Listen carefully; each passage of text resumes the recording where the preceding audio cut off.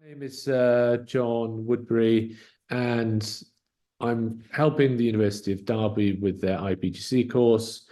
Um, my background is in education. I came to China in 2004 to help set up the first Nord Anglia school, which was as it was then, was the British International School in Shanghai, the one in Pudong. And then I ran a couple of businesses when I left there.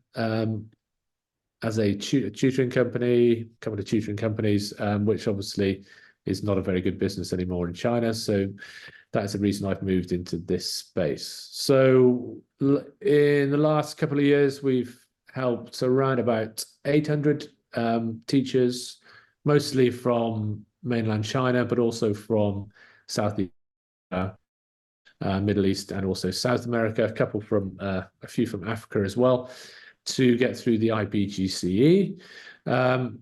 We obviously help with the application process, but we also help with lots of other things as well. So if you are having difficulties, you're having troubles either communicating with the university or anything else academic-wise, we can help. Obviously, I can't help you write your assignments or do your presentations, but I can certainly give you a good understanding and a good idea from an education perspective of what you can do, what you can't do. And also, if you are facing any difficulties, either personal or medical or anything like that during the course, just do let me know, and I can point you in the right direction of the person to speak to. And I also am able to get answers pretty quickly from the university, whereas other people might not be able to. All right, so please bear that in mind as we're going forwards. As we're going along, type in any questions into the chat. Turn off the video and audio for the whole session. We're up to about 30 people in the group. So if we have everybody with their audio and video on, it will become a little bit unruly. Okay, sorry for that mishap at the start. Okay, so really the main sort of benefits while you're here. The IPGCE is globally recognized, so please try to disregard what is written in a lot of places. You will understand that it is a very competitive market, so there is incentives for people who are running other courses from other universities to say that the IPGCE is not recognized, it is not affiliated, it's not this, it's not that, it's not worth doing. Believe me, it is worth doing. The main reason it is worth doing is because it is accepted across the world. All right. So I'm not saying that it's going to get you a job in every single school across the world. It will just get you a foot in the door. So that is the most important thing. It won't be, I would think, your final destination. It is a stepping stone to go to where you want to go next. So if you want to go on to do your master's, then you can do that. If you want to go on to do your QTS, you can do that as well. But it is definitely something that you can put on your CV and does carry credibility. So the Derby qualification will help you widen your professional horizons. So it could be that you're in a really good school at the moment. You maybe joined that school in the last couple of years, and they have now asked you, which is happening increasingly, is a lot of schools now, especially here in China, are now asking people to retrospectively get the qualifications they should have had when they joined the school to start with, which is fine, which is great. You're in a great school, you're on good money, but you want to secure yourself in that school, in that environment. And one of the things you can do is to get the IPGCE. So the alternative, obviously, is to do a full-blown PGCE. So what I mean by that is the difference between the IPGCE and the PGCE. So what I classify as a PGCE is something that I did many, many years ago, and other people do, is you do that in the UK. That is a full-time course at university, and you do 2 placements in schools, and it's all unpaid. So that is the equivalent of what you would do, what we would class as a full PGCE, which is something that you do back in the UK. It costs you £9,250. It also means you're not going to be earning a wage for a whole year, and it also means that you have to go and live in the drizzle and the cold for a whole year to get that. And to be honest, it's good, but it's not so good that it's worth the effort, the money, and the, basically leaving your job in a really good school to go and work in a not so good school in the UK. This is not, in my personal opinion, it's not worth it. And we've got plenty of videos and testimonials of people that have done the both and have said exactly the same. So obviously one of the main things is that it is to enhance your teaching skills.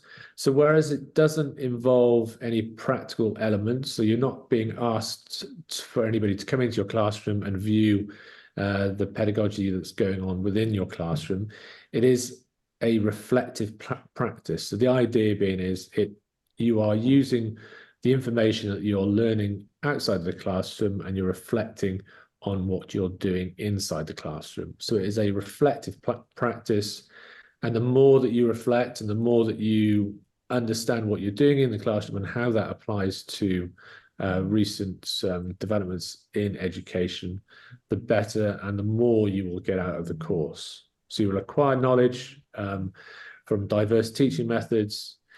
And also, it's the whole point of it is to show people, or show the university, and also show the people within your school and within your faculty that you are a professional teacher, that you are reflecting on what you've learned, and you are improving your teaching skills.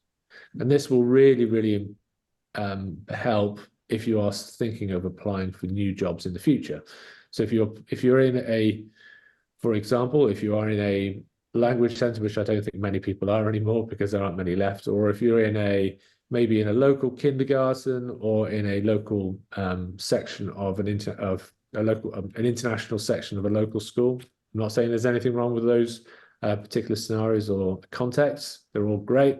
But maybe you want to move into a branded bilingual school, maybe like Huili or Dehe or something like that. You want to move into a branded school, or you're in one of those branded international schools and you want to go into the full international schools. So you in the likes of, Dulwich College Shanghai, SAS Pudong, Wellington College Shanghai, ISB, or WAB in Beijing, these kind of schools within China.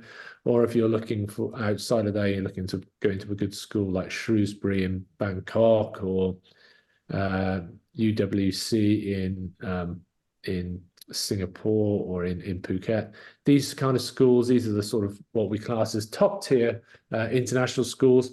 And for you to get into those schools, you minimum need an IPGCE, and probably almost certainly you will also need to have QTS as well. So this is a stepping stone towards one of those sort of top tier premium international schools. So if you are thinking of going up a grade, or you're thinking of going up the ladder, or the food chain as they call it, then it's important that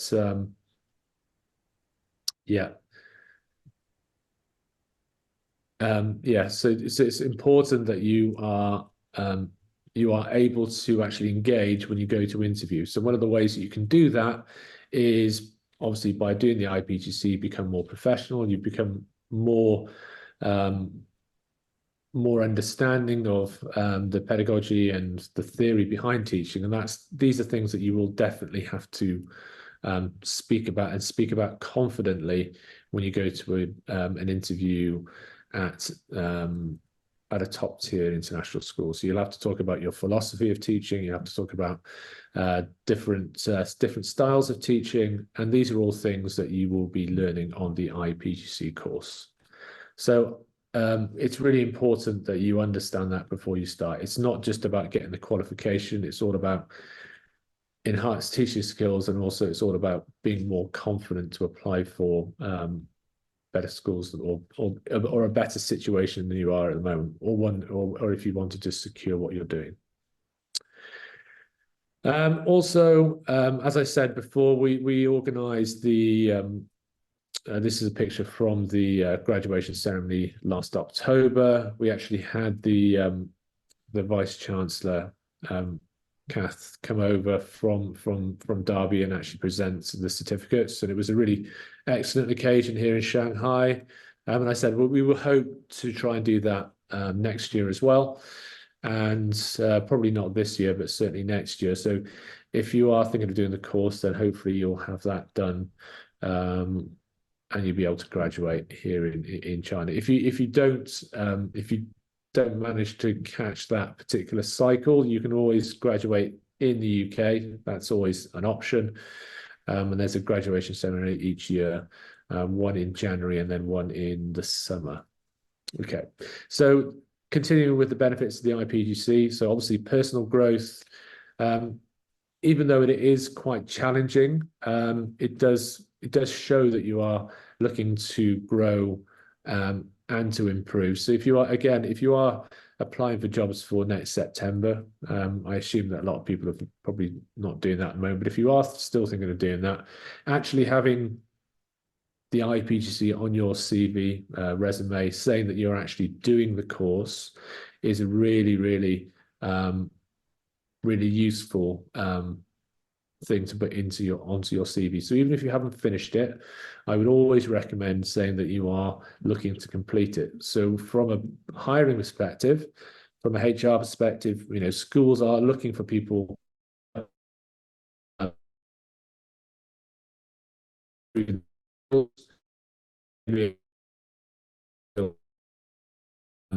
helping you, or you're actually looking to grow professionally, then obviously that shows that you've got a growth mindset, and also it means that you are looking to engage and improve yourself as a teacher. So all of those things tick a lot of boxes for people who are hiring new teachers for the next academic year. The program also nurtures critical thinking, problem solving, and communication skills.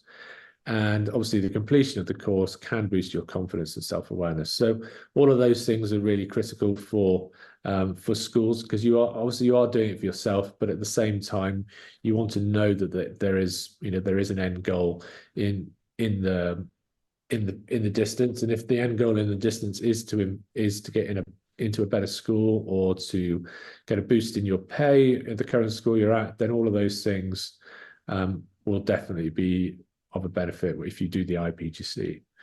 Another really important part is actually expanding your network, because we do have lots of students graduating each year. It is a really, really strong network to be a part of, especially here in China. As I said, we've probably had, in the last couple of years, probably had around about 600 students graduating from China. I'm not saying that they're all still in China, but they're all on WeChat, and I've got most of their contacts. So actually, when you do work with the University of Derby, you are actually joining a much wider network that is spread across all the world. So we've got graduates from the University of Derby. The current principal, Brendan Fulton, is a Derby graduate, and he's at Wellington College Shanghai, and there's several principals, heads all across the world in really top tier international schools that would look at your CV and see that you're from Derby and be really pleased to see that. So I'm not saying that they're going to definitely hire you just because you're from Derby, but it's definitely not a bad thing. So you can actually find out about schools if you're thinking of applying to another school, especially here in China. Guarantee them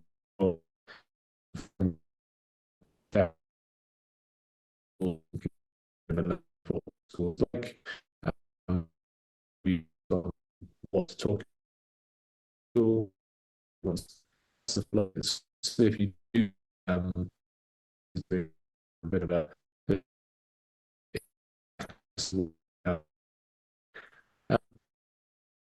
obviously useful around different schools, right? And the weekend groups as possible. You help them, especially when they're doing and sort of bang on stuff. And I think weekends work really, really well. I know that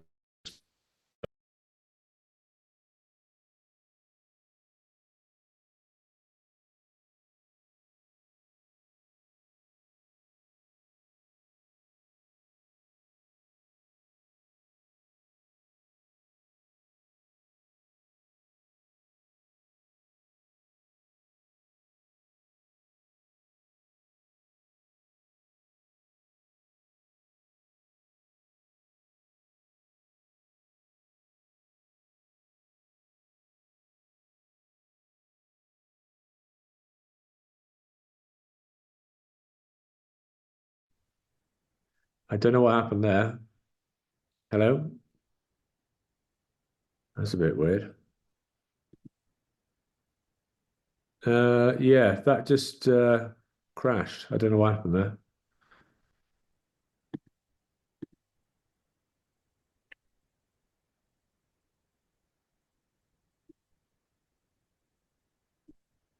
Very strange.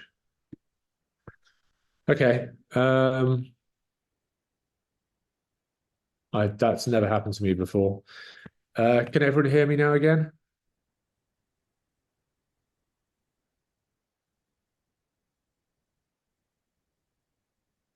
Yeah, very strange. I shouldn't have, I updated the I update maybe I shouldn't have updated the updated it. Right, okay, that's very strange. Apologies again. Yeah, so as I said, it's really important that people use that network once they've graduated, and also during the course as well. It's important to get to know other people from other parts of the country, and also people on WeChat, especially when they leave, they do continue on WeChat. So we've got lots of people now in Vietnam and Malaysia, Thailand. So if you are thinking of moving to Southeast Asia, there's a lot of people that were in China and now there as well. Then finally, how will you learn? So the study pace, we suggest around about 5 hours a week over it's a 10-week trimester. It is theoretically 12. But I would recommend trying to get as much work done in the first 10 weeks as possible. I don't recommend leaving things to the last minute. I know people are busy. I know people have got a lot of things on, but I think it's always important to try to get the work done as as close to that during that 10-week period as possible. The course has 3 semesters, so we have 3 start dates: September, January, May, and September. The next one being in May, and then what will happen is that you will then graduate in April. Well, you'll get given whether you've passed the course or not in April, and then you will actually be issued the certificates in May/June. So you will not be given, and I'll tell you this in advance, you will not be given your graduation certificates immediately after you've passed the course.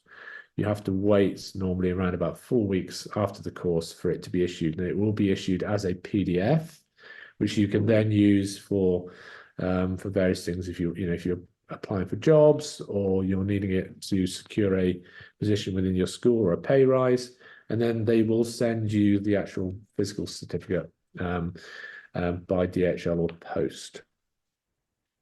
Okay, so assessment techniques. The course is evaluated entirely by coursework.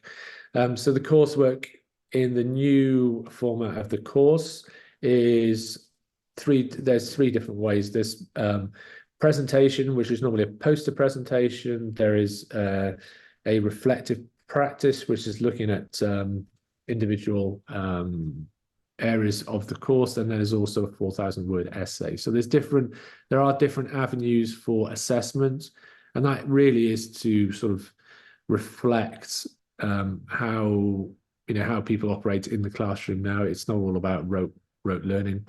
So it is trying to reflect the changes in the way that people obviously present work in their classroom. So it should be pretty straightforward for you to do that. It's all at a master's level.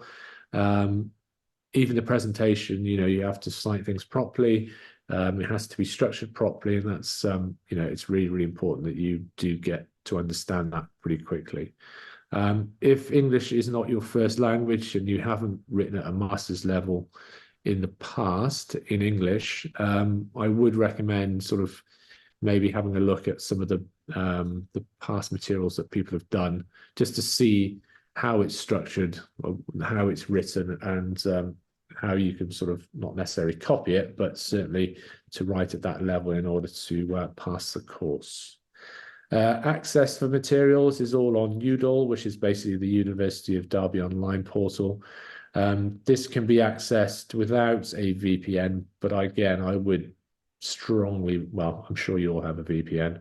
I would strongly recommend having a good one, having a good, strong internet, Wi-Fi access at your home or at school, wherever you access the materials is really, really useful. There is also an app that you can use as well, which I know a lot of people do, especially on their commutes. So you can listen to any of the lectures that happen. You can listen to those at any time. They usually are uploaded immediately after they take place, so you can watch them live. But I know that the vast majority of people don't watch them live. The ones that I would recommend watching live are sort of the drop-in sessions, which you can speak directly to your lecturer, specific lecturer, or the course coordinator, and ask them questions about your assessment and see if you're on the right track or not. So all of that is there. You have access to it. You have access to virtually every journal, every book that you can possibly shake a stick at. So I wouldn't worry too much about that. But as I said, just make sure you have really good internet access and make sure that you do have a decent, strong VPN just in case UDOL does not work for whatever reason. And I can't guarantee that, obviously, because it is China. But I know I'm not speaking entirely to people from China. I'm speaking to people from other places as well. So, right. Okay. So, any questions? So what I'm going to do now is just open it up to people. If you have any questions for me regarding the course itself, I know that I haven't mentioned the cost of the course, which is probably a little bit remiss of me. But basically, the course cost is per month. So it's that is how much it is per month, and in total is.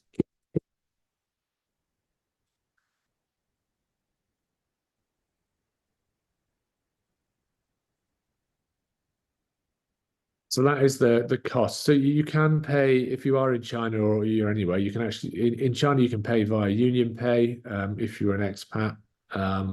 You can't pay by WeChat or Alipay, and that's not anything to do with the university. That's just the policy of Union Pay and sorry, that is the policy of Alipay and WeChat. If you are local Chinese, then you can pay through those avenues. Everywhere else, you can pay credit card, direct debit.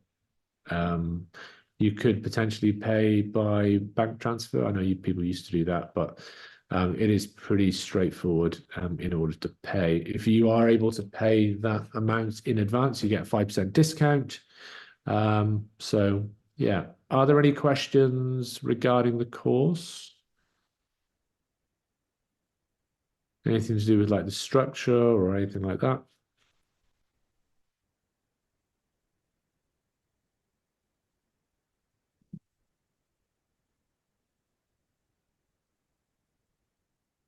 If not, I will speak with Peter.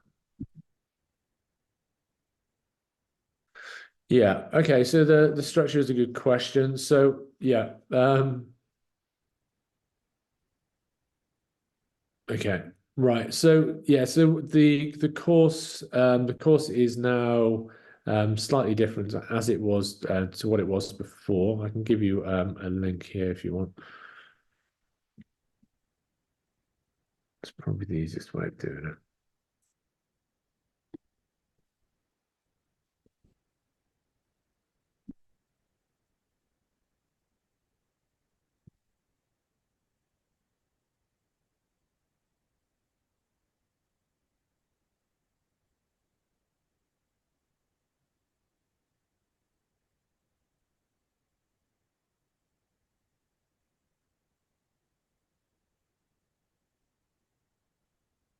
Okay, so yeah, so that's basically the structure of the course.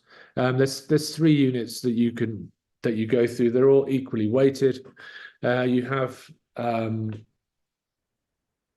the opportunity to do each one of those in that order. So the idea being is that each one of those will be assessed slightly differently.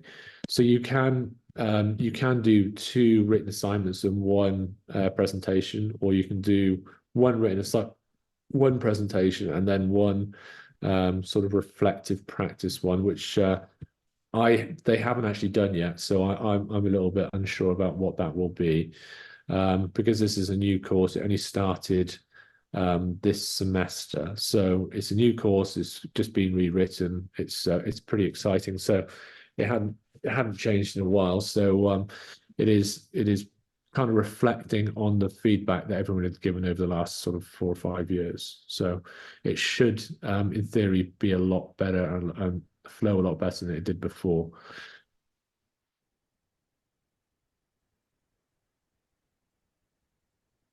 Um, okay. So in terms of the application deadline, so yeah, so the application deadline is what I will tell you now. Give me 2 seconds.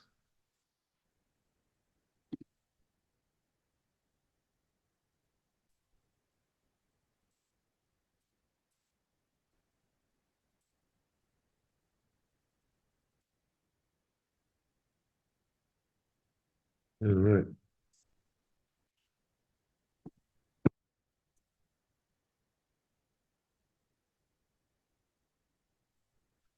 So we haven't actually got that long.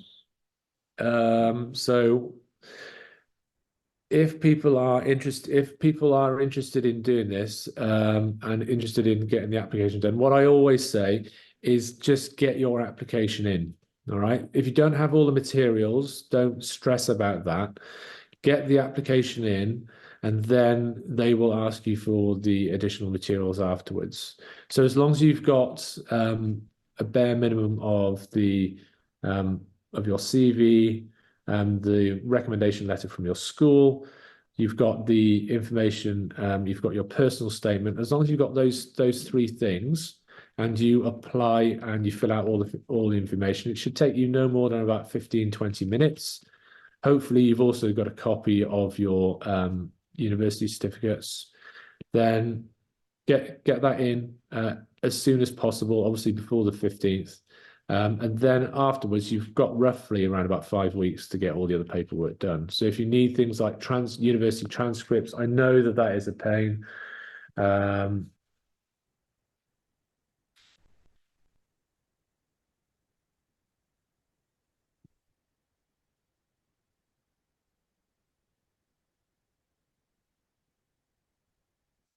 right. Okay. So do you have to apply ourselves or you help with the application? Yeah. So you have to actually physically apply for yourself. But things that we can help with are the personal statement.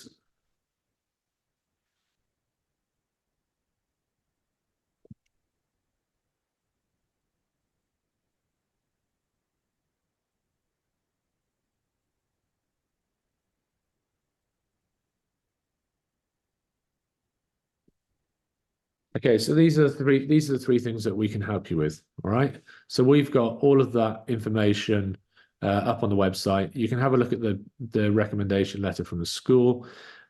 This can be done by anybody at the school. It doesn't have to be your principal. It doesn't have to be chopped. It doesn't have to have a stamp. It doesn't need to be your head of school. It doesn't have to be your line manager. It really just needs to be somebody that works with you, that is slightly more senior than you. So it could be, a head of department or anything like that, to sign it just to say that you are working at the school, and you are working there full time. All right. So just use the formatting that we've got. I will show you now what that formatting is.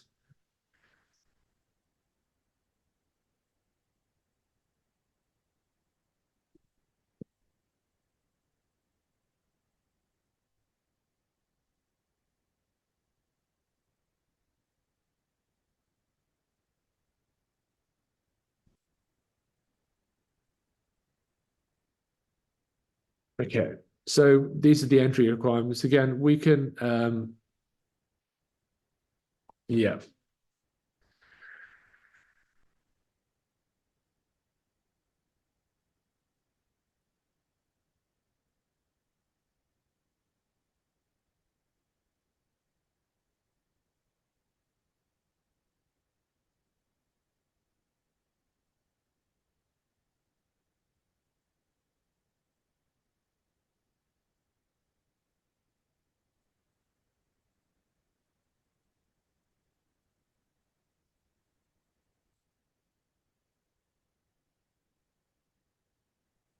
Okay, so the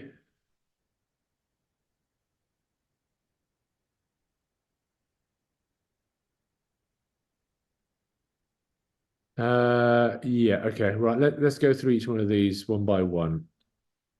All right, there's more than I. Yeah, so if you are leaving your school in August, transferring to a new one, does that matter? No, it doesn't. My recommendation is just because what you're saying in your letter is you're not saying what you're doing in the future. You're just saying what you're currently doing now. So get the letter just to say that you're currently working full time in your current school, blah blah. Yeah, and just use the structure that we've got. It is, as I said, it's pretty straightforward. Um, if if you need anything, please just my suggestion is just to send me an email. If you don't have my WeChat, send me an email, and I will send you everything that you require. All right. But I know that most of you have my WeChat anyway, so don't worry about the fact you're leaving. You don't have to tell anybody that. Nobody really cares about that. It's all about whether you're actually in a current school at the moment. Um,